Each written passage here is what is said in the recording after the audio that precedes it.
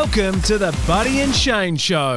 Hello and welcome to the Buddy and Shane Show, coming to you from the beautiful Gold Coast. Cracking. I'll tell you what, have a look in front of us. We've got notes everywhere. We've got pens.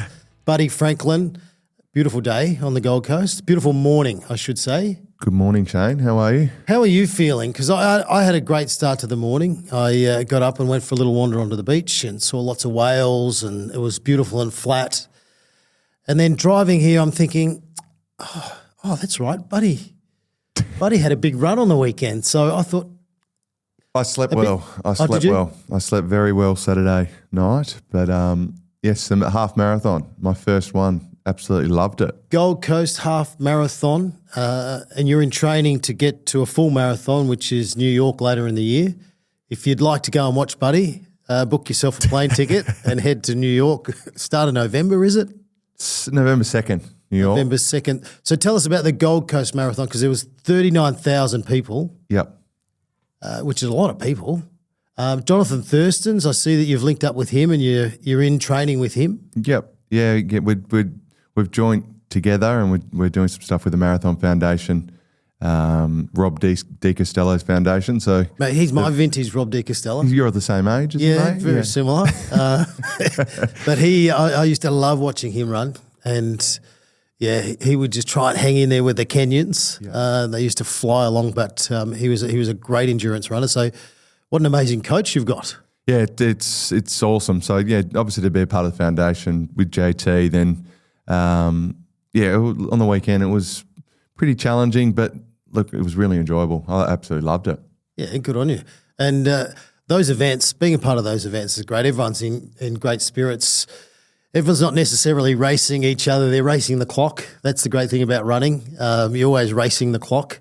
But I think from your point of view, you got to be careful not to run too hard too early, because you're trying to work out how you can handle those distances. So you've just sort of got to ease into it, try and feel good, and then tick off as you go. Or did you have a real hardcore plan? I think a little bit. So I sort of obviously been training since January. So I've got a sort of a pretty good base fitness at the moment. So I sort of had a little bit of a plan of what I sort of wanted to run. You've got a base fitness of 18, 19 years, don't forget. But I had a year and a half off. So, but no, it was good. So I sort of had a little bit of a plan, but I think that first initial 4 to 5 kilometres, you're sort of working your way through.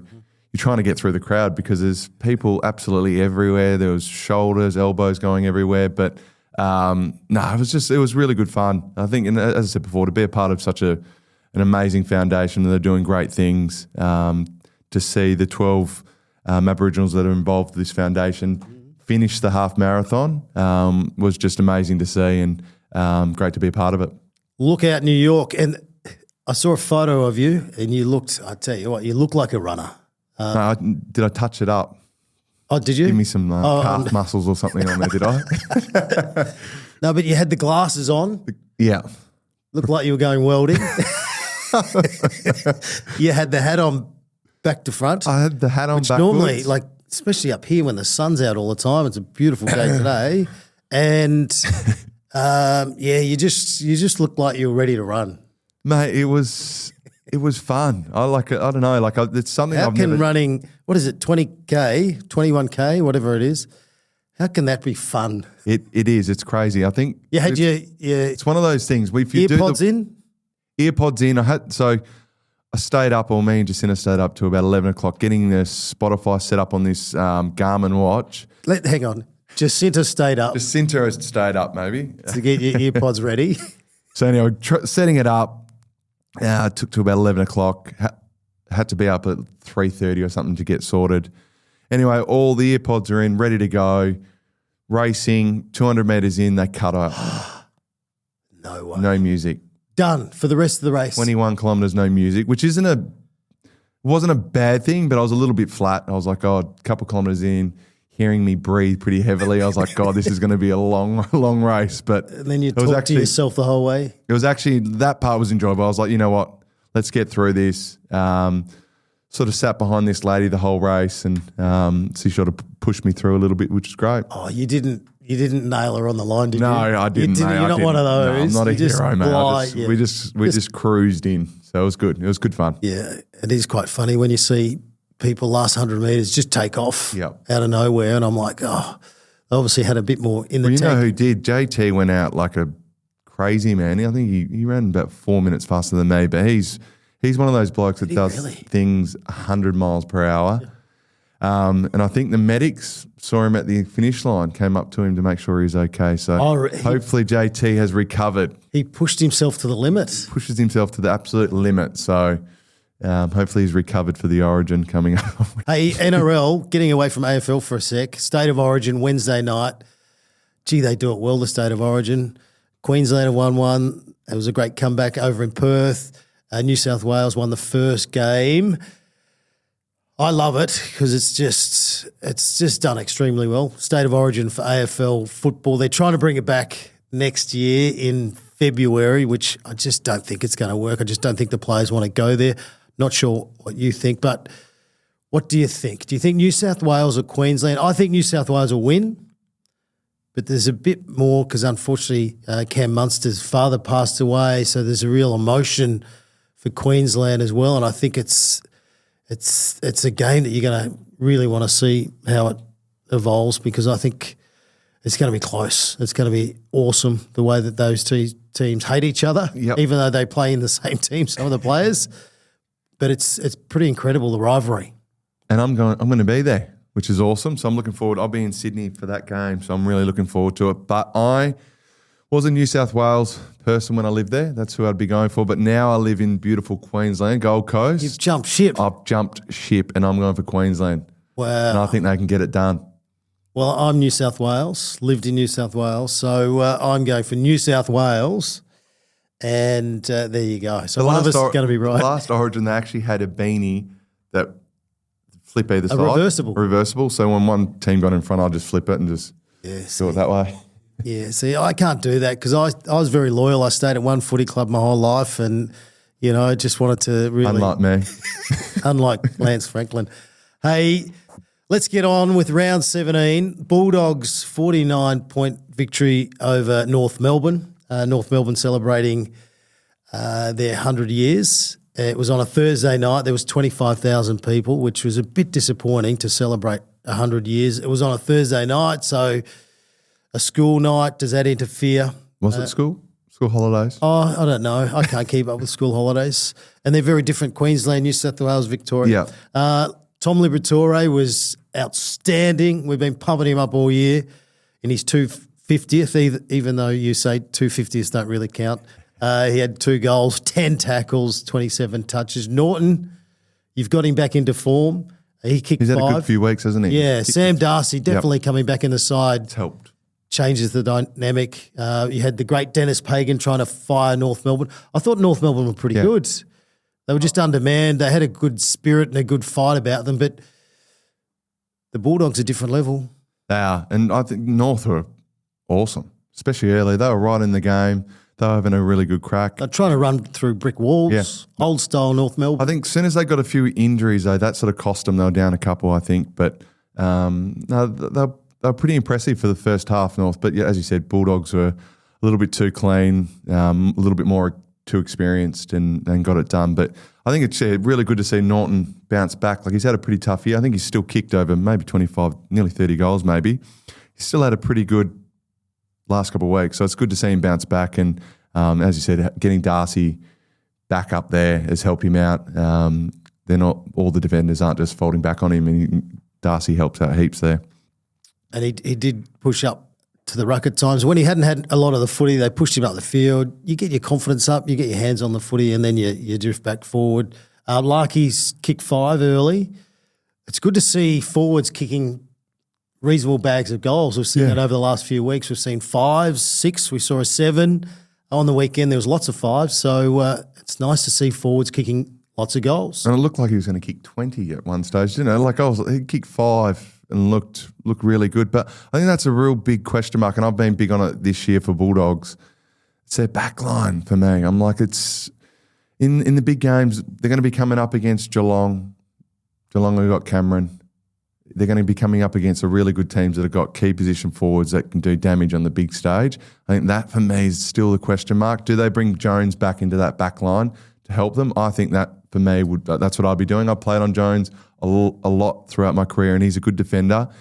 I know he's aging, but I think to have that experience down back in the big games you need, because they're too undermanned and they get goals kicked on. And he's a team-orientated defender too, isn't he? So he'll play on you, but then he'll go and try and win the footy when he believes that he can, which sometimes that's good for you because you lick your lips. You're like, leave me all alone. Yeah. But that's what you need, a team defence. You need someone to back themselves in and really come off, a bit like a Darcy Moore, who's in red-hot form at the moment. So, no, I agree. I think if he comes back in, they can leak easy goals, but then again, they are kicking a lot of goals. Things are looking good for the Bulldogs. Collingwood against Carlton. I was tipping 70 points. It was a 56-point victory. Wow. What do we say about Carlton? Collingwood are great. Collingwood's kicking's incredible. Even though they've still got a lot of players out, all the players that are coming in, they're playing roles. They use the ball so well. Their kickers that kick the ball inside 50, they just put the ball to advantage, and the forwards just eat it up. It's pretty incredible to see. Nick Dacos was just zooming around doing his thing. I thought the Blues turned up in the first quarter or the first half of the first quarter, but then unfortunately goes into survival mode and the skill level's just not where it needs to be. Yeah, same old story for Carlton, isn't it? Probably won't speak too much about them because I've been pretty hard on them the last few weeks, but it was another disappointing loss for them. To lose by 56 points after the last few weeks was pretty bad again. But yeah, we can't speak to like enough of Collingwood really. The way they've been playing throughout this year, they're the form team. They're going to be very hard to beat. What about Jamie Elliott? How good was Jamie Elliott the other day? He looked like he had the ball on a string. He would have nearly kicked 40 goals, Jamie. So he's had an unbelievable. Yeah, he's over 40. Unbelievable season for a 32-year-old to be kicking that many goals. Speaks volumes of what they're doing down there, I think. Charlie Curnow, I thought, tried hard.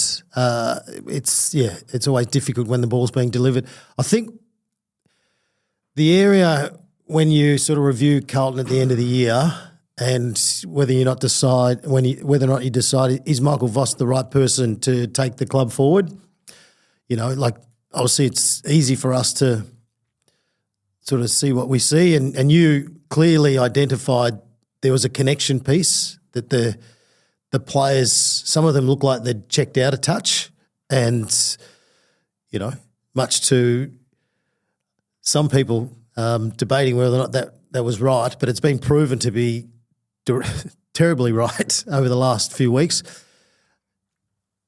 You can pick your team, but it's the pieces that you put together, and especially the pieces you put through the middle and the pieces that you put kicking the ball inside 50. And I'll use Akers as an example. Blake Akers has been a great player for the Blues. Tries hard. He's been getting a lot of footy. When he come from Fremantle, he was, he'd played well at Fremantle, but it's that kick inside 50 that's really undoing a lot of the work that Carlton do, and he's very much a part of that. So I think he can still play at the level, but you've got to find different roles, and players need to understand their capabilities and their roles. It's no good launching the ball inside 50 because it's hard enough as it is. So I think what Michael Voss needs to do, he needs to change the magnets. He needs to put kicking players in kicking positions, especially that inside 50 kick. It's a crucial kick. Whereas you look at Collingwood and you look at the players that were kicking the ball inside 50, Lipinski, oh my goodness, wouldn't you like to be leading to him?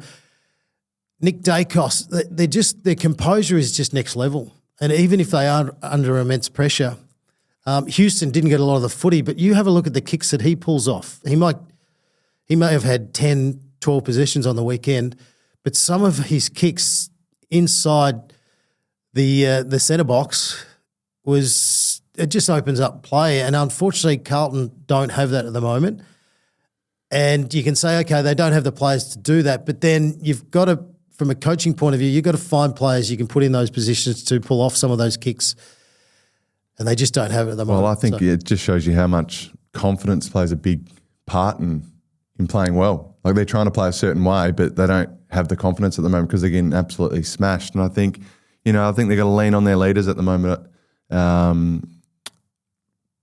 Like Curnow has to be doing better. He needs to be hitting the scoreboard. Cripps needs to be playing better, and Wettering needs to be playing better. Set a really good example, good foundation for the other young boys to follow him. But I think they've all got to step up. And I always thought their pressure was reasonably good, but their tackling has really dropped over the last few weeks, and whether or not that's an attitude or, as you said, might not be all in at the moment. Tom De Koning looks like he's checked out. Like he's just not the player he was. So he's obviously, his mind's elsewhere, which is very hard for a young player, just not to think about all the outside noise or what's going on or what might be. There just seems to be a lot of areas that are definitely lacking. I think especially with that contract stuff, it's in the back of your mind. Look at Chad early on in the year, same sort of thing. Wasn't playing his best football, signs his contract, moves on, starts playing really consistent football. They'll say that it doesn't affect him, but I think with contract staff, especially if another club's coming after him, which St Kilda are, it'd be affecting him. There's no doubt about that. So I think it's one of those things you probably just want to get done sooner rather than later. What about with you? How did it affect you? Because won a premiership. Yeah, exactly. So that was fine. So why is that? Why is that? So you just knew that you needed to go to a different state. So you sort of already made up your mind, and because it was always hard. And I know even after you won the grand final, there was a lot of emotion. There was a lot of tears, because you knew you were leaving somewhere that you loved. But you seem to cope with it. Well, not behind. Look, why? I think it's hard. There's no doubt about that. I think you've got connections to the footy club. You're playing with them. You love the boys. You love the club. Like most guys do that. They love what they do. But it's the players' decision on what they want to do and where they want to play. But there's a lot of emotion that goes into it, and it's not an easy call for these guys to make. And it's not an easy call to go to another club and get double the amount of money coming their way. And I know it's not all about money. It's not all about that, but it's a lot of the time it could be a lifestyle choice. It could be maybe not happy at the club. Could be the coaching, could be the coaches. You just don't know the decision, why players making that decision. Obviously, the money is one thing, but there's also other factors that players make these decisions. And there's no doubt about that. There's heaps of things that go into it before you're thinking about changing clubs. Yeah, very interesting time for the Mighty Blues. First thing they can fix is just their pressure around the footy and laying more tackles. That's the first thing they can get on top of. And kicking, like even Hawthorn, still the kicking issue, can you fix players that can't kick the ball well under pressure? Yes, you can. You have to simplify their option. And I know for a fact at Hawthorn, there was a ruckman who wasn't allowed to kick the ball at one stage because they would not kick the ball well and sometimes make the wrong decision. So we took that decision away from that player having to put himself in a position where the kick may not do what he wants it to do. On top of that, then there was defenders. Brian Lake came into the side. Josh Gibson came into the side. Brian Lake used to get the ball, run down the field and launch when he was at the Bulldogs. But then at Hawthorn, it became a really good kick because he really simplified it and was told, you are not to go for those long, hard kicks anymore. You've got to release the ball. Josh Gibson, if you go back and look at all his tapes, he won two best and fairest at Hawthorn. Yep. Turned himself into a wonderful defender and a premiership player. But he would mark the ball, intercept, and then he would release 20 or 30 metres to the side all the time. And even if it was a 45-degree kick, it would be a short one. So you've got to know your limitations. You've got to know where you fit into the side. And you've just got to release the ball, especially if you're not a very good kick, either by hand or by foot, and understand your teammates and understand the position. And that's proof that you can change things, but the players need to buy into that, or you don't pick them anymore if they don't fulfill their obligations, which is to release the ball and give it to someone who can actually make better decisions and use the ball better. Absolutely, and it's all practice. It's training. It's being consistent with that. And I think back to the Hawthorn days, I look when Brad Hill came in, Isaac Smith. Were they great kicks when they first got to the club? No. They practice and practice and practice, and then they both became two of the better kicks. Brad Hill, great by foot. Isaac Smith, really damaging by foot. So those two are just show you if you put in the work, hours and repetitive training, that you can do it. But I think a lot of the clubs these days don't do it as much because sports science becomes a huge factor, and they're like, oh, he's kicked too many balls today. It's like, no, if you're serious about getting better, kick as many balls as possible, I think, especially if you're a younger guy. It's a little bit different when you get a little bit older, but as a young guy coming through, you should be getting the ball in your hands as much as possible and practicing kicks. Yep. Simplify your options if you're not very good, and you've got to know that you're not very good because the statistics come in and you're obviously reviewing tape all the time. And coaching, don't play them if they're not going to do that. It's simple, and I know for a fact that Alistair Clarkson would not play you if you didn't, fulfill your part of the agreement. Swans were the same though. When I first got there, weren't great kicks, and they knew that was an area. Who was that? Swans. When I first got there, we didn't have that many good kicks, and we knew, okay, we need to focus on this, and we started drafting guys that could kick the ball, which was a big thing because if you can hit targets, it changes the whole game, opens up everything. Hit those 45s, it's game on. But if you can't hit them or take the game on, you become so easy to defend. And as a midfield, as you're running down the field and your team has the ball and then you see a kick that should have hit the target and it's turned over, it deflates you because you're then on the bolt back to try and help the defence. You feel like you're in a washing machine in the middle. Whereas if you've got someone that you can just trust or you just know he's going to simplify it by just kicking it wide and we're going to give it to a Sean Burgoyne or whoever it might be, we know what they're going to do, you can just then run with great intensity ahead of the play and try and be that link. But if you've got someone who's a little bit iffy, you're on hot coals, you're just not sure because you do have to ping back the other way. The Giants, 59-point victory over the Eagles. Toby Green was in good form. He probably should have kicked 6. He kicked 3 goals, 4. Josh Kelly was good. Harley Reid, he's standing up in a side that's really struggling. He's having a crack. And I love that from a young kid, second year in. You can see that he's getting better all the time. It's very hard to play well in a team that's losing and losing by a lot. Finn Callaghan, I know you might talk about him a little bit later, but what a player he is. His explosiveness from the stoppage is virtually impossible to stop. And you can see why St Kilda wanted him and wanted to offer him the big money. And worth it.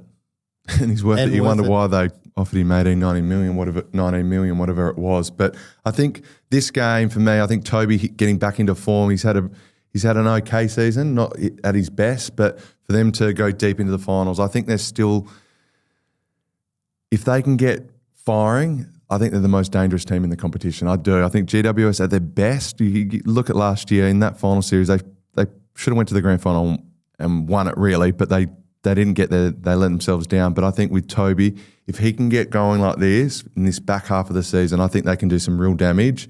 He's one of my favourite players, Toby. So you're thinking not just making finals, you're thinking possibly could win it. I think they can.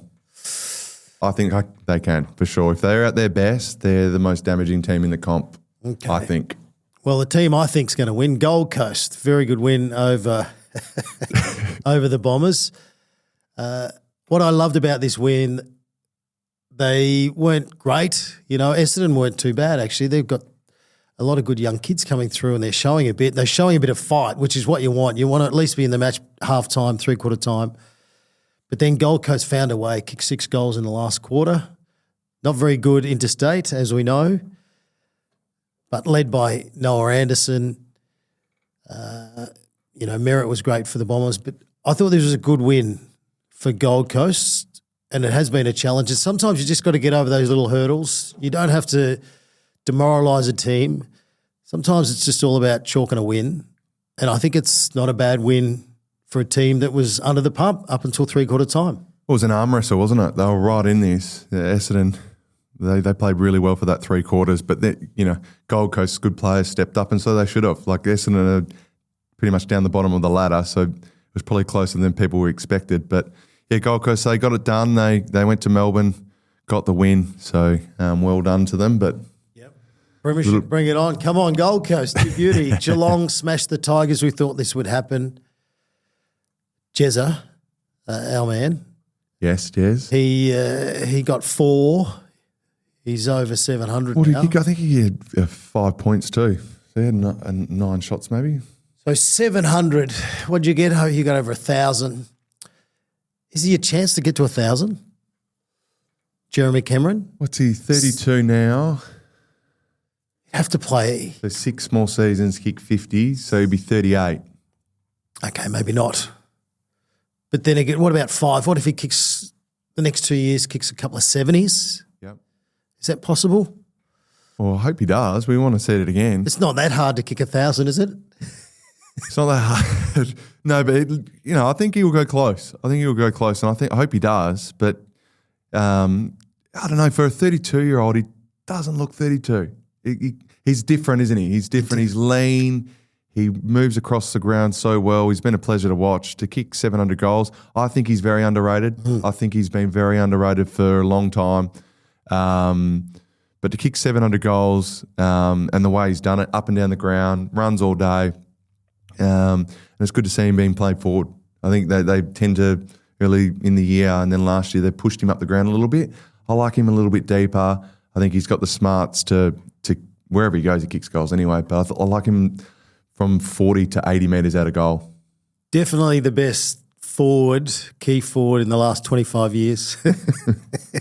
Absolutely, he's up there. So when you kicked 1,000 goals that night, it was a day. It was not. That footage, I think, is the most iconic footage in the history of the AFL game. To see the aerial shot of the players, not just the players, and the supporters, everyone running onto the field, that is just absolutely iconic.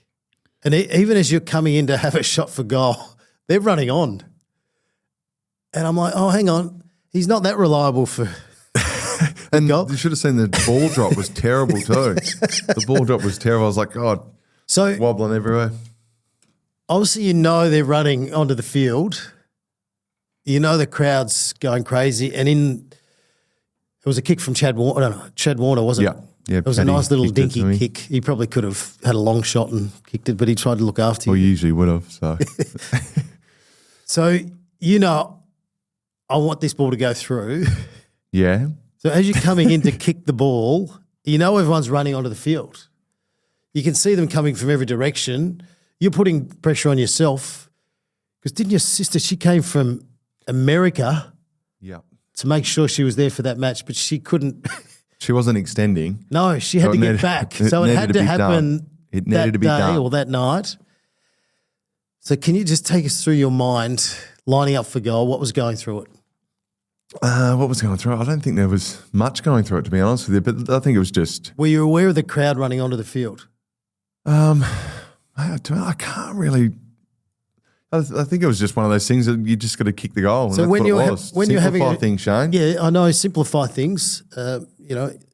So what was your plan coming in to kick the goal? Was it like just have momentum, or try and get my ball drop right, or run towards the goal? What was the little trigger in your head to make sure that you kick that goal? Stick to the routine. I think kicking through the ball is a big one.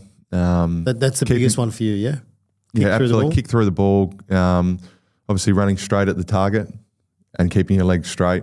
I think that's a really big, and then obviously spending time over the ball, keeping your shoulders over the ball was a big one. And I'd kick straight that day or that night. I'd kick 3 before that, which was nice, and the confidence was up. And I think it's one of those things sort of when you're in the zone and you're kicking well, and it's like if you play golf or tennis when you're hitting the ball really well, not that I do, but if you're hitting it well or kicking well, you just feel confident, and that's why I felt on the night and kicked it, Shane, which was good. Oh, it was so good. It was so good. And as it left your boot, did you know it was straight through? Yep. You did? Yep. And so how do you describe the emotion when you have all your teammates around you, you have the crowd who support not only the Swans or Geelong, they were supporting all different teams. So what are the emotions?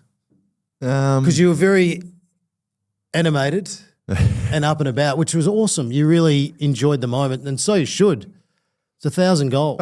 Mate, just up and about, to be honest. Yeah, I think I've said it before, but I think the emotion, not only just for yourself and your family and the boys, it was just a good night, mate. It was a good incredible. Night. Let's get on to the main stuff incredible here. Moment. One more question. No, one more question. It's not about me, this, mate. Come on. No, we're talking about Jeremy Cameron kicking 1,000, so we'd love to see that happen again. I don't know if we'll ever see it happen again, but I'd love to see Jeremy Cameron do that. The best thing about it was 2 of your teammates got pushed out into the street. Who were that those was players? Funny. Well, what? And I think we had Rampy eating a pie, ashes spread through the middle of the ground. Someone spread their mum's or dad's ashes in the centre. Someone put it down Someone was having a picnic. Rug. Yeah. What else was happening? People were picking Ollie up grass and collecting. Chad were out of the arena. Yeah, they just got funneled out with all the crowd. It was crazy. And, one thing we loved about that, after that game, on the Monday, John brought us all in and we sat around in a circle, and then everyone just had a chat about what the experience was like, obviously for me, but everyone's experience was different on that night. Yeah. It was pretty special because there were stories that we hadn't heard of, and I think that's what it's all about. It's making memories, and it was a pretty special night. It was unbelievable. Okay, let's move on. Let's not talk about people kicking 1,000 goals anymore. Come on, Jeremy Cameron, we'd love you to kick 1,000. Mate, we would love that. I'd love him to kick 1,000 down at Geelong, and then you run out and join him. Both of us. We run out. Off. Yeah, let's do it. Brisbane, 28 points over Port Adelaide. Zach Bailey on fire with 5. Charlie Cameron's getting into a bit of form. Port Adelaide were okay. Lukosius back, which is good, kicking a few goals, so nice to see him back, but they weren't too bad. Brisbane just different gravy. First, I want to start with Kenny Hinkley. Did you see the vision? With the lolly? With the lollies? Oh, my God. Oh, Kenny, I don't know you, but you've gone up in my books. When I saw that, I thought this bloke is hilarious. For a coach to be doing that, I thought it's good to show your personality, and I thought it was hilarious. But they had a crack for what they had. Like, they had a few injuries, and I thought Port had a crack, and they obviously fell short. But Brisbane, they looked pretty good, didn't they? They looked up and about, did what they had to do and got the win. Yeah, they look amazing when they really all click into gear together, especially through the middle, the way they link and their use and their skill level is just the only little concern at times, they do drift off for moments. It might be half a quarter or whatever, and that allows the opposition side to get back in. But the very best of the Brisbane Lions, I'll tell you what, it's going to be, if it's a Collingwood-Brisbane Lions grand final, and they're both at their best or close to their best, game on. Hawthorn, 20-point victory over the Saints. Your man and mine, Wanganeen Millera, he had 43 touches. Sam Mitchell spoke about how we tried to tag him with 3 or 4 different players. We had a plan, A, B and C for him, and they just couldn't stop him. He couldn't believe – he knew he was a good player but couldn't believe how good he is. Yep. We've been preaching him all year. Well, I think he's getting the respect he deserves. Like, we watched him a while ago and we said, this kid's awesome and he deserves that money that is coming his way because this guy is incredible. And I think Ross said after the game they want him to be and have a career like Andrew McLeod. So that says a lot. If the coach is coming out and saying that they want him and see him being like Andrew McLeod, it's a big feather in his hat, isn't it, really, to be saying that kind of stuff. But no, I think he's got a long career ahead of him. He's doing really well. Had 43 touches. The Hawks couldn't contain him, that's for sure. And the Hawks, I know the Hawks won, but it wasn't very convincing. St Kilda's kicking was a bit ordinary. Lloyd Meek was great for Hawthorn in the ruck. When Hawthorn played really well, he's getting his hands on the footy and giving Hawthorn first use. Their midfield, they need a bit more power through the middle, I think, the Hawks, if they're going to be a good player in the finals. But it's another win. Take the points and move on. Swans, Fremantle, good game. They're back. The Swans, I think they can win the whole thing. No, I don't really believe that. But Goulden's just, he's different gravy. I know you like that. No, he's a star. I was disappointed for Papley because he went out with a bit of a hamstring, but what he was doing, he just keeps leading at the ball carrier, which is very unlike a lot of forwards these days. They run the opposite direction towards goal. And Fremantle, this was their chance, like to go interstate, play a side that was starting to hit a bit of form, but you've got to win these games, especially not only if you want to make finals, but to show that you're a serious team. I know they'd won 6 in a row, but they need to be beating Sydney at home. They need to be winning these games. Got smashed, didn't they, really, inside? Grundy put on an absolute show, which was huge. And they just shut down all their mids, didn't they? They shut down the right players. Yeah. They put the clamp on them and said, no, we're not allowing you to do as you please. Yeah, I think James Jordan did a huge job on Sarong. Absolutely shut him down, kept him to 11 touches, which is huge. But I think it all started inside. I think Grundy really got him going. I think the Swans will be really disappointed with Paul Joel, groin, Papley, hamstring. I think those two, they're going to be big outs because they've already struggled in that forward line at pretty much throughout the season. So those two injuries are going to be huge for them going forward. So how they fill that will be hard to see, really, because they're really irreplaceable players. They actually need those two. They're keys to the way they play. But it was a huge win considering. They did what they had to do. Fremantle, disappointing, as you said. That's a game they've got to be coming to Sydney and winning that game if they want to be playing finals. The 2 rucks doesn't work. It doesn't work. It's been shown they probably should have just went one out with Jackson, really challenged Grundy all around the ground. I think Darcy, they're going to have to look at what they do with him going forward. I think it just doesn't work. I think going forward, if you're playing Fremantle, you're tagging Sarong every day of the week because he's the key to them. Him and Brayshaw.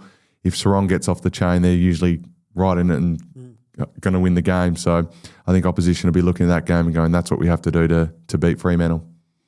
That was good. The last couple of games for the Swans have been very good. Good against the Bulldogs, pushed them, and then beat a good opponent in Fremantle. But as you said... Can they play finals? No, they can't. Because of the injuries, as you just said, they're crucial injuries. You know, Papley, even though he might not give you 30 possessions, he draws defenders to him and it frees others up and, they're key outs, as you said. So with their forward line, that is a worry. But it's good to see them playing well. We like when Sydney are up and about. Adelaide, 13-point victory over Melbourne.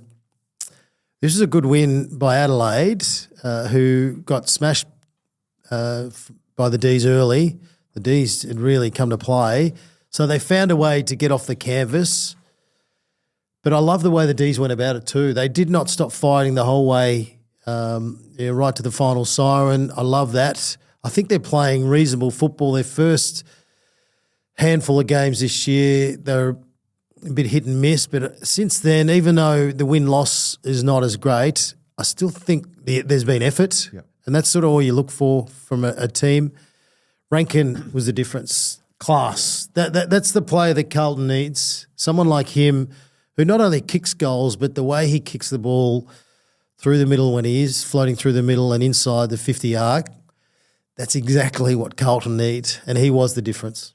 Well, I think to just quickly touch on Melbourne, I think they've been pretty good this year. I know that the wins haven't been there, but I think I said it last week. I think they're on the right path. I think they're coached pretty well.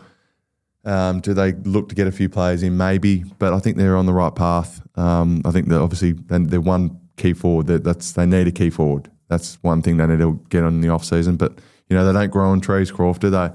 But overrated for me, key forwards. And Rankin was the difference. That's why they got him across from Gold Coast on big money. That's why you pay them well to deliver like that, and he did it. Imagine if Wanganeen Miller is in that side next year. It'd be dangerous, wouldn't it? It'd be very, very dangerous. Melcham, once again, kicks 4. Cozzy Pickett has another good game. So this was a good game, but Adelaide found a way. Well, they're second on the ladder, Adelaide.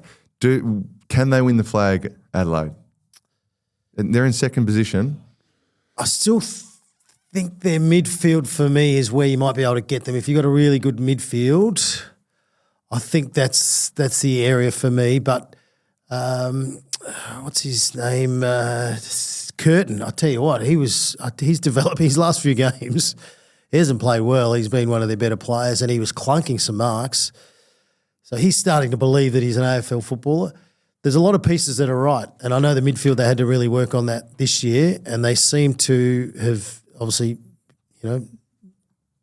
got a bit of an advantage there at times, but I still think it's an area which they can and they're young keep still. on improving. I think it's not a finished product for Adelaide. They're on the right path, and they'll be there for a while, you think. Yeah, it's good. It's good when all the interstate teams are up and about because it just gives a whole different flavour to the game. You're listening to the Buddy and Shane show for AIA Australia, a life, health and wellbeing insurer with a commitment to helping Australians lead healthier, longer, better lives. It's time for Buddy's Young Star of the Week for the Kia Tasman. Here now. What and who? Oh, I think I already know. Yeah, you said it GWS. before. Mr. Callahan, Finn from GWS. What a star this player. He's only 22 years of age. I think we forget that at times. The guys are coming in these days and are so professional and they're in obviously academies and they've just got access to a lot more than what we used to have when we were kids, but they're just coming in ready to play. And he's only 22 years of age, looks like a bloody veteran the way he goes about it. Reminds me a lot of Bont, probably a little bit more explosive than Bont. Wow. But he's beautiful. Like the way he kicks the ball, left foot, classy, kicks long goals. And you can see why St Kilda went after him, couldn't you? Well, I think a lot of clubs would have been after him. He's averaging 28 touches, 5 tackles, 5 clearances a game. And he's a star. He's a fantastic player to watch. That was Buddy's Young Star of the Week, thanks to the Kia Tasman, the most Australian Kia ever developed, built tough, tested hard, and ready for anything, whether you're hauling, towing, or taking the road less travelled. The Tasman is made for the job. The Kia Tasman, it's here now. If you're floating down the Gold Coast and you see a Kia Tasman in the car park, every chance it's Buddy Franklin with his surfboard out there catching a few barrels with the whales coming past at this time of year. Hey, just to finish with, and make sure you tune in on Thursday because we release all our tips and we've been on fire. Seriously, our strike rate is out of this world. But this is the biggest round of the year coming up. We've got Gold Coast and Collingwood Friday night. You don't have to give us a tip. You're going to head there and have a look? I will. Actually, it's sold out. So I might have to just hire a helicopter and just hover. 19,000, what is it, 20,000? In the stadium? In the stadium? I think 19,000 will be Collingwood supporters. Yeah, probably. Bulldogs, Crows. That's Saturday at Marvel. The Giants against Geelong in Sydney, and then Fremantle and Hawthorn over in Perth. What a cracking round of football. All right, that's it, bud. Well done. Biggest one, which one are you looking forward to the most out of that? I think Gold Coast and Collingwood, because we're going to find out about Gold Coast. If they can knock Collingwood off, they've locked themselves in for the finals for the first time. That's what I think. It's not happening. It's not happening. That'll be in our tips on Collingwood Thursday. are going to teach them a lesson. Well, I'm not sure about that. Okay. All right, thanks for listening. We'll see you on Thursday when we send out our tips. All the best.